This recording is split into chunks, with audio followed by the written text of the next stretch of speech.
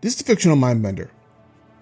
So for this particular video, I had to put it on hold until I got to see one of the character's full martial abilities, that being the character of Mariko in Shogun.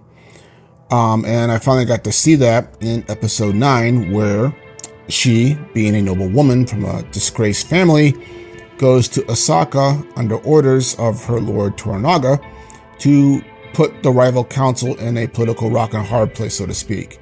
If they keep a prisoner there, they angered the rest of the noble families because it is a direct affront to them and a cause for war. But on the other hand, if they allow her to leave after delivering her message, those who are being held hostage there in everything but name will demand to leave as well. So in this episode, I finally got to see Mariko use her Naginata skills when she tries to force her way through Osaka's gates, but is halted by the guards. She and her samurai kill several of them before she seems to tire herself out and realizes that there's just too many to cut through if she's going to escape, and therefore announces her intention of ending her life in protest. Now, I couldn't help but recall similar scenarios in the series Blue Eye Samurai, with the main protagonist, Mizu, being in a similar situation. Many times, in fact. Being another woman with vaunted Naginata and sword skills, I had done several videos on that series and her months ago. And I had gotten many complaints from people about how overpowered she was and how she was just yet another woke female protagonist. And I could easily see how those same people would much rather prefer Shogun's portrayal of a woman using a Naginata against many people rather than Blue-Eyed Samurai's portrayal, because that seemed more normal, or I guess meek to them is the word that comes to my mind for a woman, well, just for being a woman, I guess. So I felt it worth noting the differences, other than the fact that one's a cartoon and the other one is not, between these two characters, as well as the one similarity that they do share. So the first is their backgrounds. Mariko is a noble woman and moves and talks like one.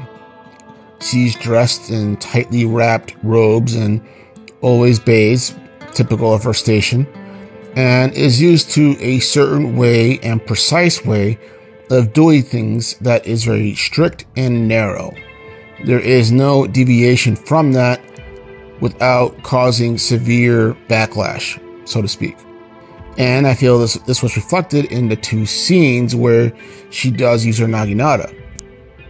In her final battle, she uses shortcuts and parries to keep her enemies at a distance, but instantly becomes hindered when trying to go for wider and more dynamic swings because of the tight dress that she's wearing.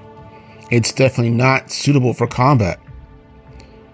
And these were moves that would have been more effective had she had been dressed differently, such as how Mizu was dressed.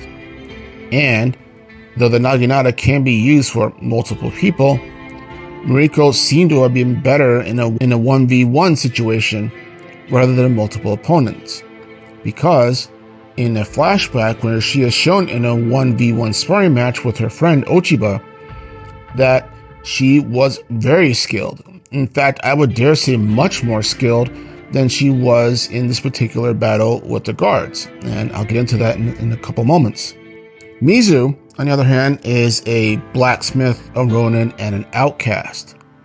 She was lucky enough to be taken in by Swordfather and to learn how to forge metal, and be able to learn how to use weapons by watching other warriors who came in to Swordfather to get their swords, where she would watch them practice with them, and then on her own spare time, with any energy she had left, would practice those same techniques over and over and over again until she eventually ended up creating her own style.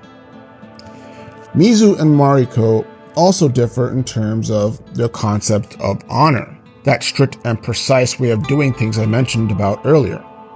Personality-wise, both women are Japanese through and through, even though Mizu herself is mixed race.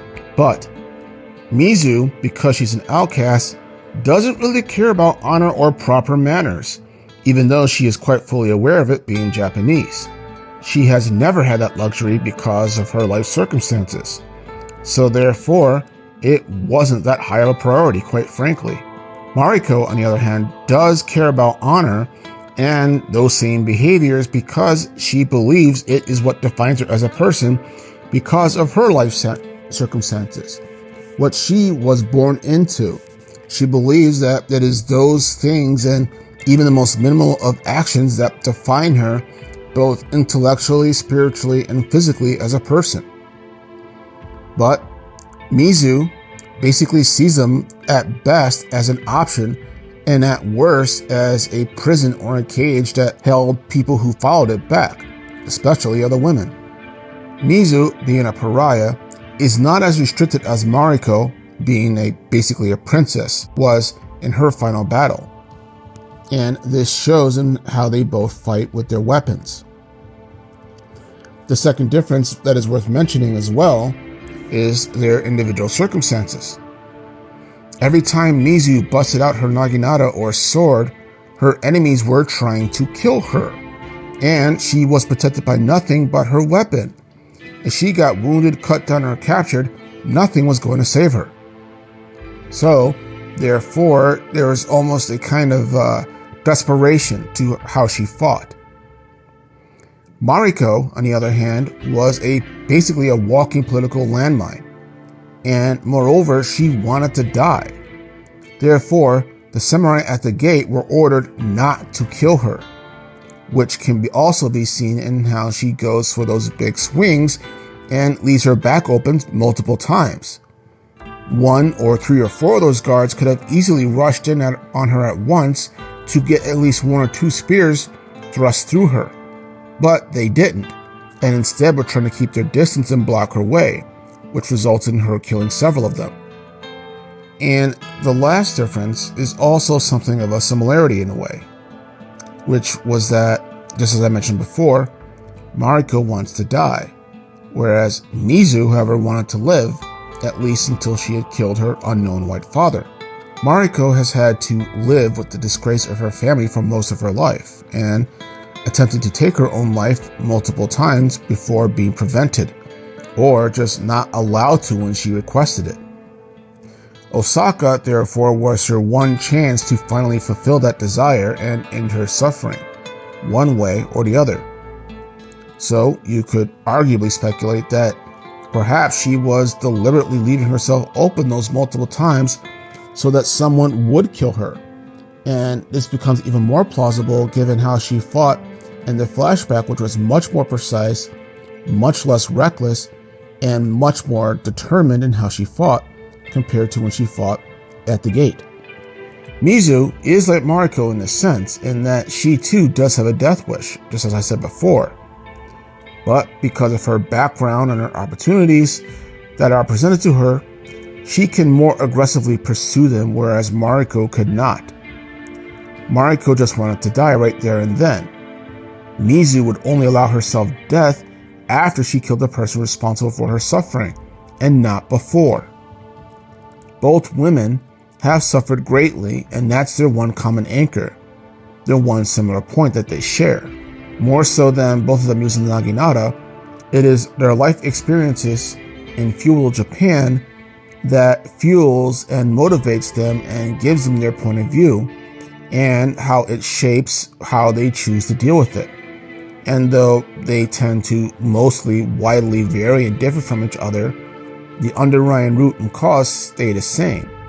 So therefore, comparing Mariko and Mizu is not really worth the point, because they're two separate individuals who, despite their common circumstance of why they're doing what they're doing, are still two different people. And for that matter, that's what makes them both intriguing characters, and for my money, not really worth comparing to each other, or saying that one is better than the other, or one should have been acting as the other. But let me know what your thoughts are below. But this is the Fictional Mindbender, and you guys have a good day.